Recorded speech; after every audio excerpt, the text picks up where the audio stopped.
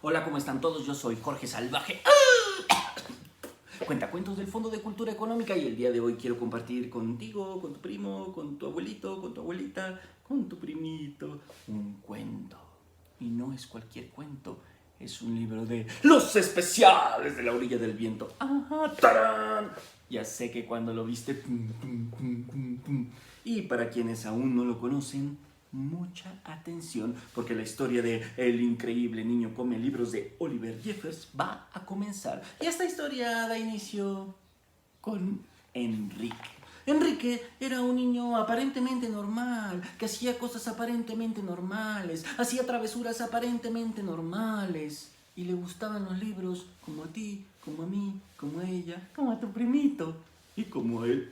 Ajá, a mí también me gustan los libros. Pero no hacía con los libros lo mismo que hacemos nosotros. No, él lo que hacía con los libros era comérselos. ¡Ajá! Cuando su mamá ponía sobre la mesa un buen plato de ensalada o un vasito de jugo, él prefería un libro, cortar pedacitos pequeñitos. Pero, ¿cómo inició todo esto? Enrique iba un día caminando con un libro bajo el brazo, en la otra mano traía una paleta, cuando de repente vio un gatito. ¡Ay! Le encantaban los gatitos. Fue por eso que cuando vio al gatito haciendo popó, le pareció algo muy bonito y pensó, ¡ay, qué hermoso! Y se distrajo y en vez de volver a probar la paleta, probó el libro. Se dio cuenta que el libro tenía mejor sabor que la paleta. Le dio la paleta al gato y pensó, si el color café sabe a tamarindo, seguramente el rojo sabe a fresa y el amarillo sabe a... tiene razón, el blanco sabe como a... Y si así de bien saben los colores, ¿cómo sabrán las palabras? ¿Cómo sabrán las letras? Tomó una página del libro y cortó una palabra pequeñita, pequeñita, pequeñita. Era la palabra girasol. La probó, la palabra se disolvió en su lengua y le dejó un delicado sabor a miel. La palabra nube, algodón de azúcar. La palabra azul, menta. Ya que sabrá una frase completa. Sol de mediodía. Era picante, era fuerte. Cortó una página. El sabor de una página era mejor. 2 páginas.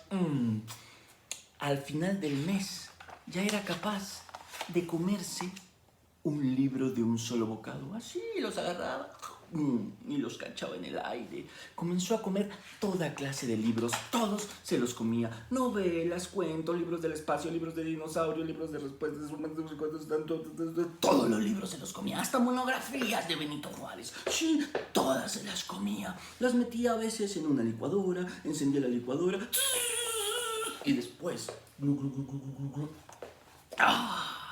Pero sus preferidos seguían siendo los libros chiquitos, rojos, de buen tamaño, que sabían hacer eso. Solo para conocedores. Cuando iba a las bibliotecas ponía 1, 2, 3, 4, 5 libros, hacía unos emparedados que engullía de un solo bocado. Pero lo mejor no era eso.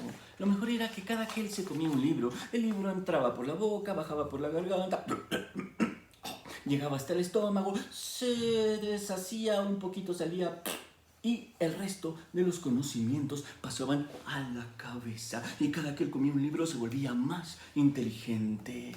Tanto que cuando comió un libro que hablaba sobre el océano, en automático supo cómo alimentar a su pez. Cuando se comió un diccionario, en automático supo cómo resolver la sopa de letras del periódico de su papá. Y lo mejor fue cuando se comió un libro de matemáticas y logró pasar al pizarrón, resolver todas las ecuaciones.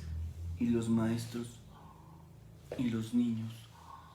Y empezó a soñar que un día, obviamente, le iban a dar una medalla. Una medalla que iba a decir para el niño más inteligente del mundo. ¿Se imaginan tener una medalla para el niño, para la niña más inteligente del mundo? Y además comer libros y poder hacer todas las tareas. ¡Claro! Pero no crean que esta historia es tan buena como parece. No, porque un día, después de que Enrique había comido centenares de libros, empezó a sentirse mal.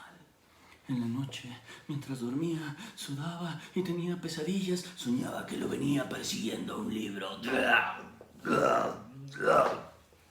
Que quería comérselo y le decía, no, libro, no, por favor, no. Pero el libro insistía en comérselo.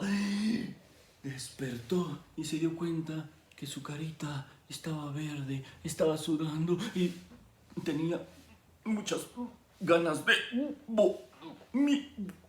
Y antes de que llamara ¡Mamá! Por allá salieron todas las páginas de los libros, las letras, los planetas, los dinosaurios, los ríos de los libros de geografía, las notas musicales de los libros de música, todo. Y su mamá llegó hasta la recámara esquivando toda aquella sopa de letras y cosas que el niño había vomitado y lo vio ahí todo embarrado de letritas. ¿Qué te pasa, Enrique? Me siento mal. Pero no solamente se sentía mal físicamente, sino que Enrique comenzó a revolver también sus pensamientos. Todos los libros que comía no solo se revolvían en su estomaguito, sino también se revolvían en su cabeza. Y cada que alguien le preguntaba, Enrique, ¿cuál es la capital de México? Enrique decía, hipopótamo.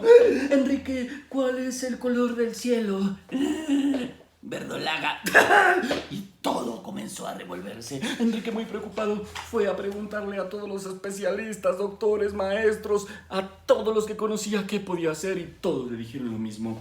Tienes que dejar de comer libros, porque si sigues comiendo libros, tu pancita pácatelas, tu cabecita pácatelas. ¿Qué prefieres, ser el niño más listo o que pácatelas? Y él pensó, pues pácatelas. No, ¿cómo crees? Tienes que dejar de comer libros. No. Llegó a su casa muy triste y se preguntó, ¿y ahora qué voy a hacer? Y fue cuando tuvo una idea.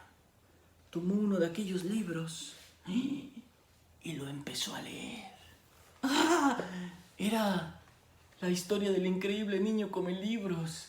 Y se dio cuenta que para convertirse en el niño o la niña más inteligente del mundo no había que comerse los libros, bastaba con leerlos. Desde entonces, Enrique lee.